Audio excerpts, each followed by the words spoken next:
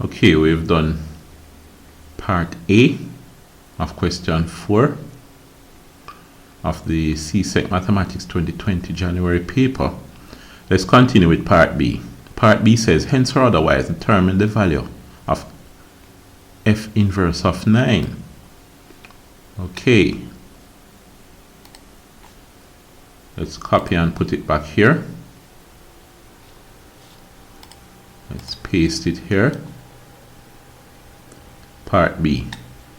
Let's just erase the work that we have done before. Let's keep the answer. X is equal to 19. Now, we calculated the value for which of x for which f of x is equal to 9. And then, hence or otherwise, determine the value of f inverse of 9. F inverse of 9. Alright. Now, let's examine closely what they're asking for. First of all, let's do it otherwise and see what happens here. If you should find the inverse of f of x, what you would say, let's call this y is equal to 2x plus 7 over 5.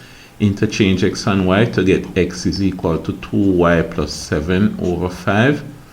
Then you transpose and say 5 to multiply by 5. 5x is equal to 2y plus 7. Subtract 7 and say 5x minus 7 is equal to 2y. Then divide by 2 and you have y is equal to 5x minus 7 over 2. So f inverse of x would be 5x minus 7 over 2.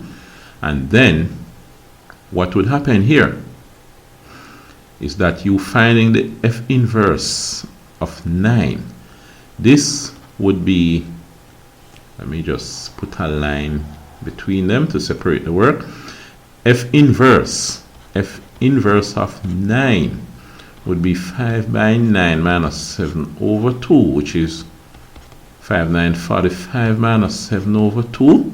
45 minus 7, that would be 38 over 2, which is 19. You see, it amounts to the same thing if you do it otherwise by starting from scratch. But let's see why this works out.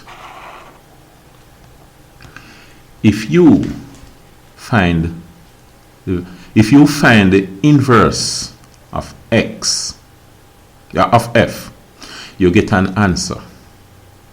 All right? If you find the inverse, f inverse, if you find, yeah, all right, let me put it another way. If you put a number into the function, you're going to get an answer. If you put that answer into the inverse of a function, you get back a number. Right? If you put, for example, 19 into this function, what would you get out?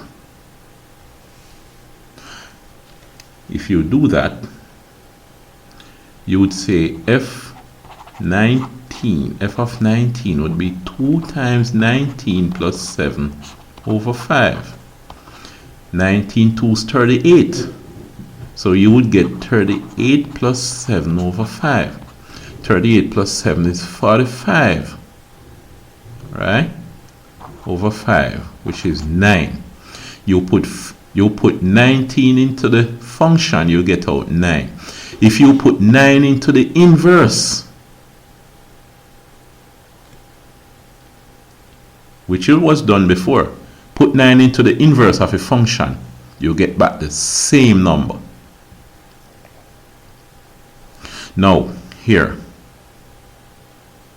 if you put 9 into the inverse, you get back 19. All right? So what that means, when you put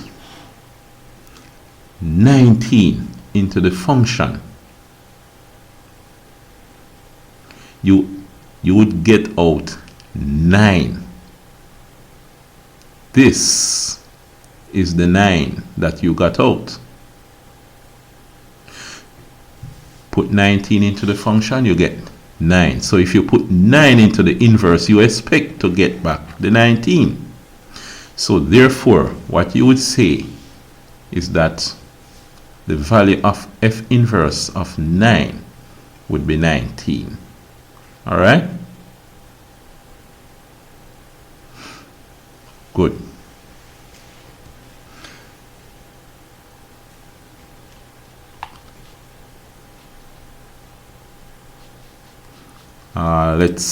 Okay, good. Let's look at what else you're asked to do. This is part B of the function. We've gone to another major part of, or part B of the question, I should say, part B of question 4. We've gone to another major part of the question, so leave it for a separate video.